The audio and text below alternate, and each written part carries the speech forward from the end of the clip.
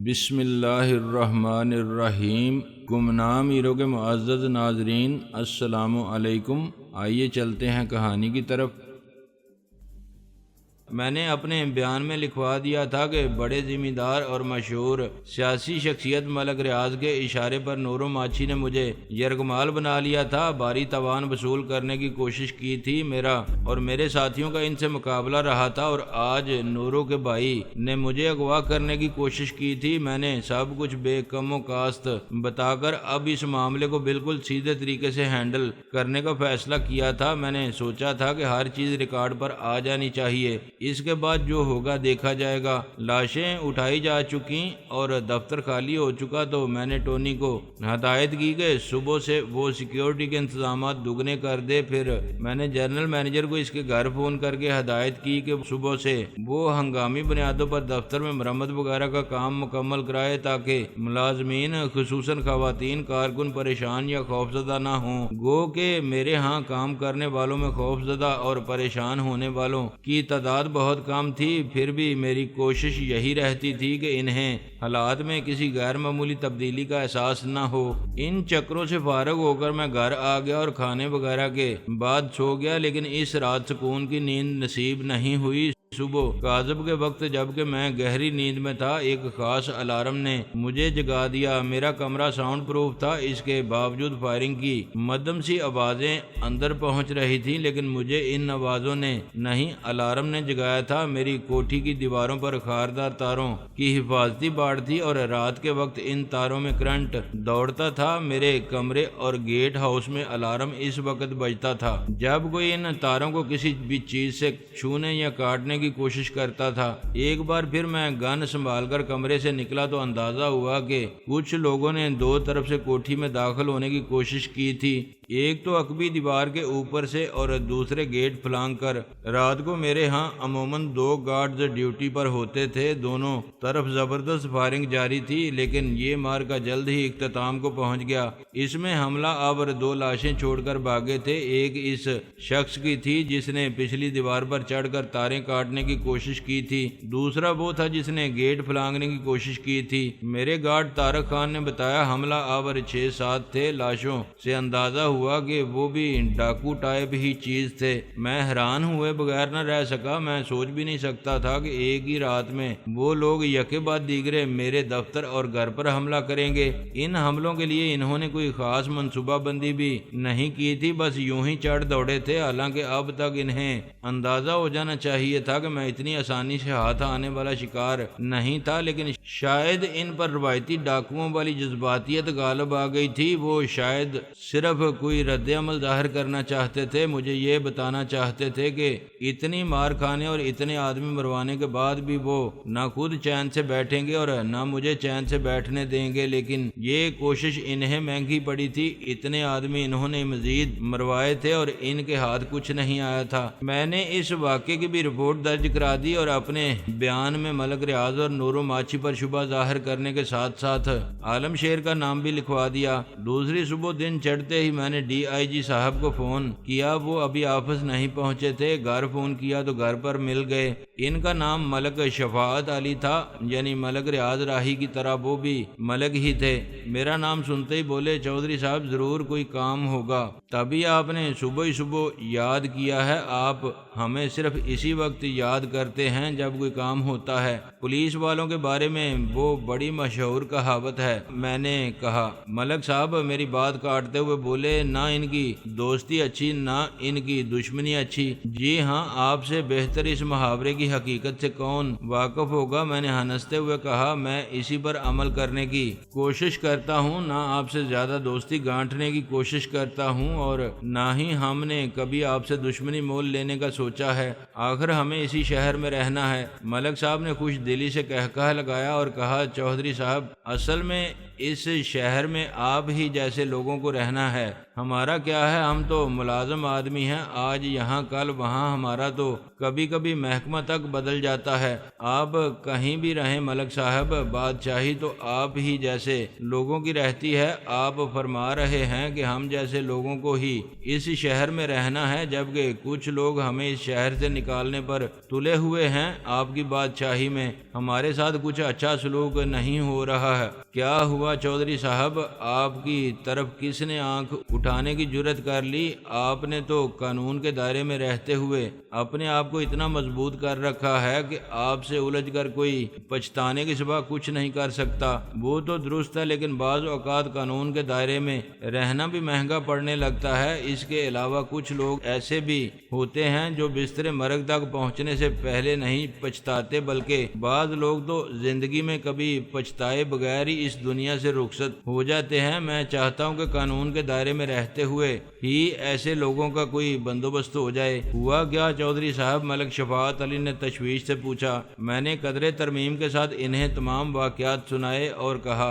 تھانے کچہریوں سے نمٹنے کے لیے مجھے قانونی مشیران کے طور پر ریٹائرڈ ججوں کے ایک پورے پینل کی خدمات حاصل ہیں، لیکن آپ کو معلوم ہے یہ لمبے چکر ہیں، اور ان چکروں کی طوالت سے فائدہ اٹھا کر ہی ملک ریاض یا نورو ماچھی جیسے لوگ اپنے مقاصد پورے کرتے رہتے ہیں۔ میں ان چکروں میں پڑنا نہیں چاہتا تھا، لیکن میں نے احتیاطاً FIR درج کرا دی ہے تاکہ کل کو آپ جیسے میرے مہربان ہی یہ تانا نہ دینے لگیں کہ میں نے قانون کو ہاتھ میں لے لیا اور صحیح راستہ اختیار نہیں کیا۔ ویسے بھی کبھی کبھار دھول مٹی اور رجسٹروں کے انبار میں دبی ہوئی FIR بڑے کام آ جاتی ہیں۔ میں نے محسوس کیا کہ ساری باتیں سننے کے بعد ملک شفاعت علی کو چپ سی لگ گئی تھی۔ وہ دھیمے سے لہجے میں بولے، چودھری صاحب آپ کو کچھ اندازہ ہے آپ نے کتنی بڑی بات کی ہے؟ ایک ڈاکو جس کے سر کی قیمت 10 لاکھ مقرر ہے، اس کا تعلق ایک بڑے ذمہ دار اور خاصی مشہور سیاسی شخصیت سے ہے۔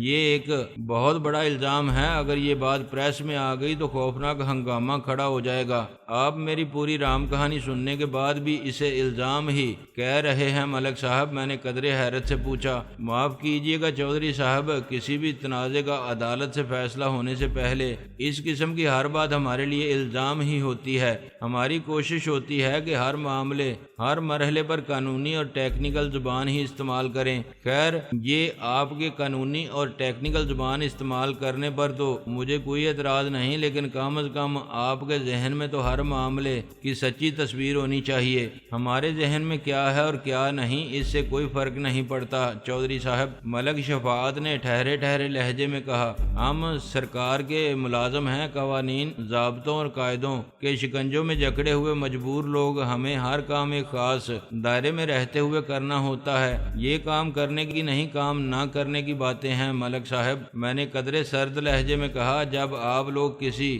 کام کا تہیہ کر لیتے ہیں تو ایک معمولی کانسٹیبل بھی 1000-2000 کی چوری کے محض شعبے میں پکڑے ہوئے کسی غریب آدمی کو اذیت ناک طریقے سے سسکا کر ہلاک کر دیتا ہے۔ اس وقت اسے کوئی قانون، کوئی قاعدہ، کوئی ضابطہ یاد نہیں رہتا۔ اگر یاد رہتا بھی ہوگا تو اسے اس کی پرواہ نہیں ہوتی ہوگی، اسے اس سے بچنے کے سب طریقے معلوم ہوتے ہیں۔ لیکن جب آپ کو کوئی کام کرنا نہیں ہوتا تو ایک DIG کو بھی تمام قوانین، ضابطے اور قاعدے یاد آ جاتے ہیں۔ وہ دائروں میں پھنسا ہوا ایک مجبور محض عام شخص بن کر رہ جاتا ہے۔ دیکھیں چودھری صاحب، آپ ایک لمبی بحث چھیڑ رہے ہیں۔ ملک صاحب ہلکی سی بیزاری سے بولے، اس موضوع پر ہر سطح پر بڑی باتیں، بڑے مذاکرے ہو چکے ہیں۔ آپ کو معلوم ہے یہ نظام کی خرابیاں ہیں اور کوئی فرد واحد انہیں درست نہیں کر سکتا۔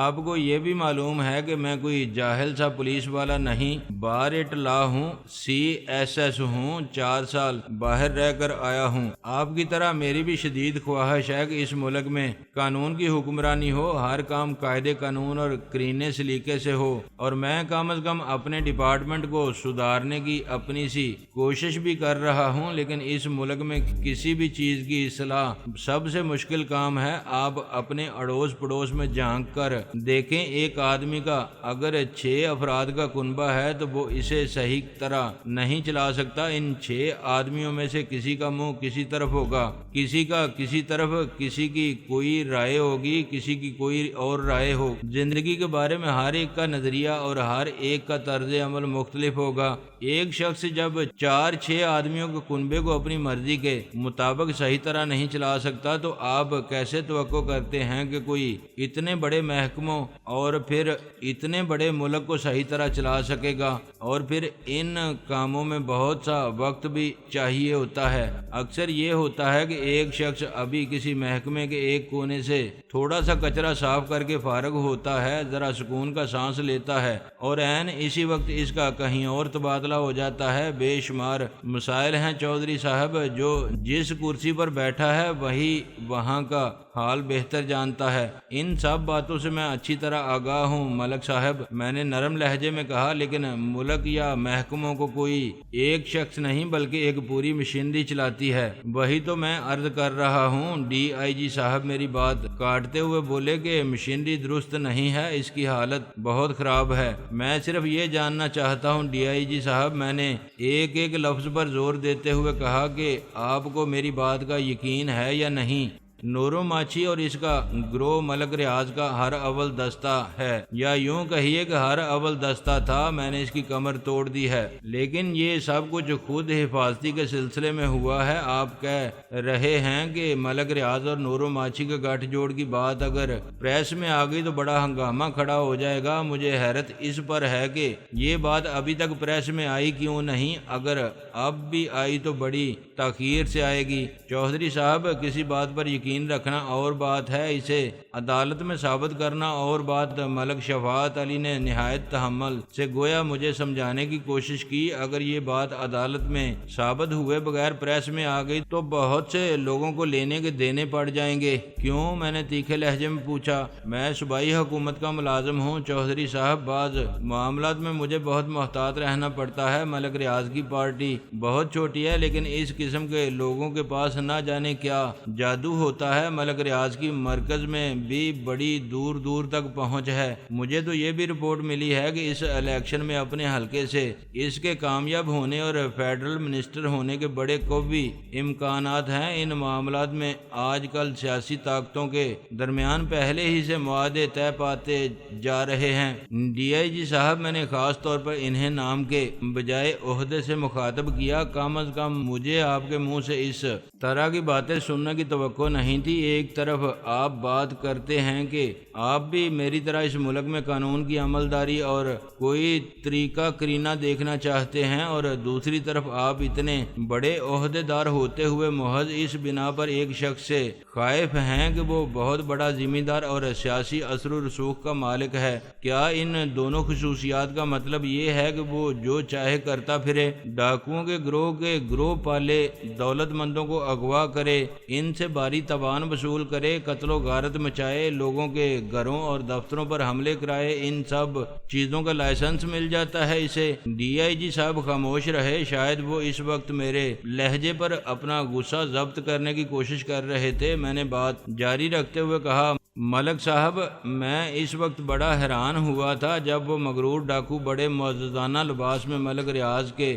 ہاتھ میں ہاتھ ڈال کر اس بڑے پورے شہر کی شاہراہوں سے گزر کر میرے ڈرائنگ روم میں آ کر بیٹھا تھا، اور مجھے ان کا شرف میزبانی حاصل کرنا پڑا تھا۔ لیکن اس سے زیادہ حیران میں اس وقت آپ کی باتیں سن کر ہوا ہوں۔ ہماری آپ سے دوستی تو ایک طرف رہی، بڑے بوڑھوں کی نصیحت کے مطابق ہم نے پولیس والوں کی دوستی پر کبھی زیادہ بھروسہ نہیں کیا، لیکن میرا خیال تھا کہ ایک فرد شناس آفیسر کی حیثیت سے ہی آپ میری باتیں سن کر اچھل پڑیں گے اور فوراً ہی بہت سخت ایکشن لیں گے۔ آپ نے تو مجھے بہت مایوس کیا ہے ملک صاحب۔ چودھری صاحب، آپ نوجوان ہیں لیکن میرا خیال ہے بہت سمجھدار ہیں۔ دنیا دیکھی ہے آپ نے، آپ میری پوزیشن کو سمجھ نہیں رہے ہیں۔ میں آپ کی پوزیشن بھی سمجھ گیا ہوں اور آپ کی بات بھی۔ میں نے الفاظ کو چبانے کے سے انداز میں کہا، خلاصہ اس گفتگو کا یہ ہوا کہ آپ اس سلسلے میں کچھ نہیں کر سکتے۔ نہیں، یہ بات نہیں ہے۔ وہ تحمل سے بولے، اب آپ نے ایف آئی آر درج کرا دی ہے تو روٹین کی کارروائی تو چلے گی، لیکن میرا مقصد حقیقت پسندی سے کام انتقام لیتے ہوئے آپ کو یہ بتانا تھا کہ آپ اس سلسلے میں زیادہ اونچی امیدیں نہ رکھیں، یہ معاملہ یوں ہی کچھ عرصہ لٹکا کر ختم ہو جائے گا، اور اگر ملک ریاض نے اسے انا کا مسئلہ بنا لیا تو پھر آپ کے لیے وکالت کرنے والے ریٹائرڈ ججوں کے پینل سے کام نہیں چلے گا، آپ کو خود بھی عدالتوں میں گھسٹنا پڑے گا۔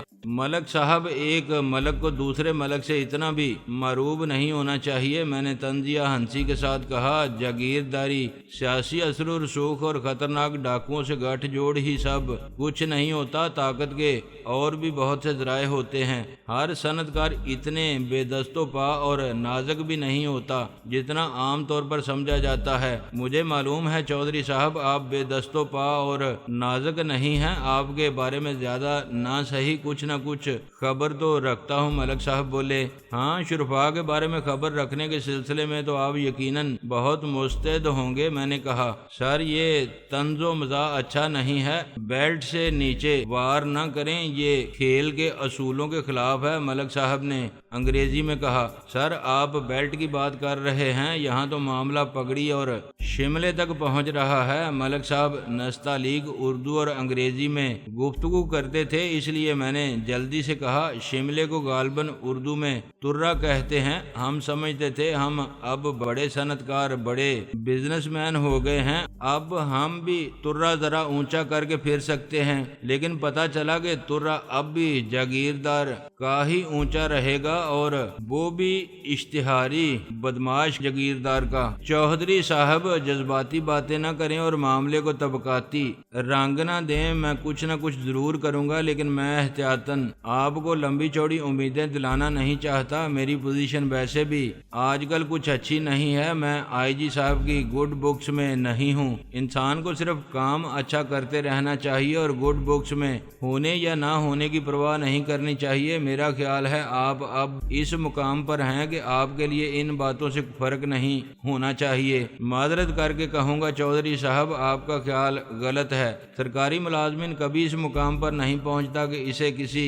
گڈ بکس میں رہنے یا نہ رہنے کی پرواہ نہ رہے۔ سرکاری ملازم ہمیشہ رسی پر چلنے کے مترادف ہی رہتی ہے۔ ذرا توازن خراب ہوا اور آپ نیچے، جبکہ نیچے کوئی حفاظتی جال بھی نہیں ہوتا۔ چلیے ملک صاحب، کوئی بات نہیں، میں نے گہری سانس لے کر کہا، آپ ہمیں ایسی باتوں سے ہی بہلاتے رہیے، ہم خود دیکھیں گے کہ ملک ریاض کے ساتھ پریس کی، جاگیرداری کی، سیاست کی اور ڈاکوؤں کی کتنی طاقت ہے۔ دیکھیے چودھری صاحب، وہ جلدی سے بولے، آپ سے دوستی اپنی جگہ ہے، لیکن میں یہ مشورہ ہرگز نہیں دوں گا کہ آپ لا اینڈ آرڈر کی کوئی سچویشن پیدا کرنے کی کوشش کریں۔ لا اینڈ آرڈر کی سچویشن مجھ جیسے نہیں، ملک ریاض جیسے لوگ پیدا کرتے ہیں۔ ڈی آئی جی صاحب، میں نے کوشش کی کہ میرے دل کی تلخی میرے لہجے میں منتقل نہ ہونے پائے، اور ستم ظریفی یہ ہے کہ وہ لوگ پھر بھی نیک نام رہتے ہیں۔ نہیں چودھری صاحب، نیک نام تو آپ جیسے لوگ رہتے ہیں۔ ملک جیسے لوگوں کو جب وقت کا رگڑا لگتا ہے تو کوئی ان کا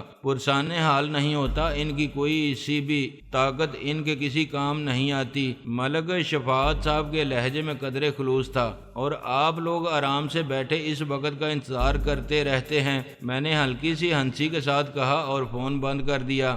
کافی دیر تک میں سوچوں میں گم بیٹھا رہا، دفتر جانے کو بھی دل نہیں چاہ رہا تھا۔ مجھے معلوم تھا وہاں مرمت وغیرہ کا کام شروع ہو چکا تھا، ایک دو دن تک خاصی ڈسٹربنس رہنے کا امکان تھا۔ اس کے بعد پاس پڑوس سے دو چار لوگ ہمدردی کے لیے آ گئے۔ علاقے میں اس خبر نے سنسنی پھیلا دی تھی کہ رات میرے گھر پر ڈاکوؤں نے حملہ کیا تھا اور اندر گھسنے کی کوشش کی تھی۔ ان دنوں ڈاکوؤں کی کارروائیاں اتنی عام نہیں ہوئی تھیں کہ اسے روزمرہ کی ایک خبر سمجھ کر نظر انداز کر دیا جاتا۔ اس کے علاوہ بڑے لوگوں کے محل نما مکانوں والے علاقوں میں بھی ایک دوسرے سے اتنی زیادہ لا تعلقی کا رواج نہیں ہوا تھا۔ کافی وقت لوگوں کے ساتھ باتوں اور ان کی خاطر مدارت میں گزر گیا۔ یہ سلسلہ ختم ہوا ہی تھا کہ ٹونی کا فون آ گیا۔ وہ شکوہ امیز سے لہجے میں بولا، سر، آپ نے مجھے اطلاع ہی نہیں دی، پتہ چلا ہے رات گھر پر بھی حملہ ہوا ہے۔ یہ اطلاع اس قابل نہیں تھی کہ کہ تمہیں پہنچائی جاتی؟ میں نے جواب دیا وہ گھر میں گھسنے کی ایک ناکام اور بے وقوفانہ کوشش تھی۔ 3 آدمی دفتر کی بلڈنگ میں مرے تھے، 2 آدمی یہاں مر گئے، معلوم نہیں ابھی کتنے باقی ہیں۔ ملک ریاض شاید پاگل ہو گیا ہے یا پھر ان بیچارے ڈاکوؤں کی اس کی نظر میں اتنی ہی اہمیت ہے، انہیں کیڑے مکوڑوں کی طرح مروایا جا رہا ہے۔ سر، اس سلسلے میں کچھ ہونا چاہیے، کوئی فیصلہ کن اقدام۔ ٹونی محتاط لہجے میں بولا۔ مجھے اندازہ تھا اس محتاط لہجے کی تہ میں خوابیدہ آتش فشاں کا خاموش غیظ و غضب کروٹیں لے رہا تھا۔ ہو جائے گا، میں نے اسے تسلی دی۔ تمہیں معلوم ہے جذباتیت اور جلد بازی ہمارے منشور کے خلاف ہے۔ یس سر، اس نے سعادت مندی سے کہا، پھر اصل موضوع کی طرف آتے ہوئے بولا، سر وہ بلیک باکس سے ملنے والی فہرست کو میں نے چیک کیا تھا، ان سب میں ایک بات مشترک ہے۔ یہ تو درست ہے کہ وہ سب مختلف اہم محکموں میں اعلیٰ عہدے دار تھے۔ میں نے اس کی بات کاٹتے ہوئے تصدیق چاہی۔ جی ہاں، یہی بات تو مشترک ہے کہ وہ سب ریٹائرڈ ہو چکے ہیں۔ مجھے امید تھی کہ ٹونی نے اپنی کارروائی تشنا نہیں چھوڑی ہوگی۔ میں نے پوچھا، تم نے ریٹائرمنٹ سے آگے ان کا سراغ لگانے کی کوشش کی؟ یس سر، اس نے جواب دیا، اور تب مجھے ایک اور بات ان سب میں مشترک نظر آئی۔ اگر یہ اتفاق ہے تو بہت ہی عجیب اور دلچسپ اتفاق ہے کہ وہ سب کے سب ریٹائرمنٹ کے کچھ عرصے بعد یا تو مر چکے ہیں یا ملک سے باہر جا چکے ہیں۔ بہت خوب، میں نے کہا، ان کے مرنے کے انداز میں تو کوئی بات مشترک نہیں پائی جاتی۔ شاید یہ نہیں کہا جا سکتا سر، ٹونی بولا۔ ان میں سے کوئی کسی حادثے کا شکار ہوا، کسی کو بیماری سے یا ویسے ہی طبی موت آئی، کوئی اچانک دل کے دورے وغیرہ سے مرا، اور کوئی کچھ عرصہ بستر پر رہنے کے بعد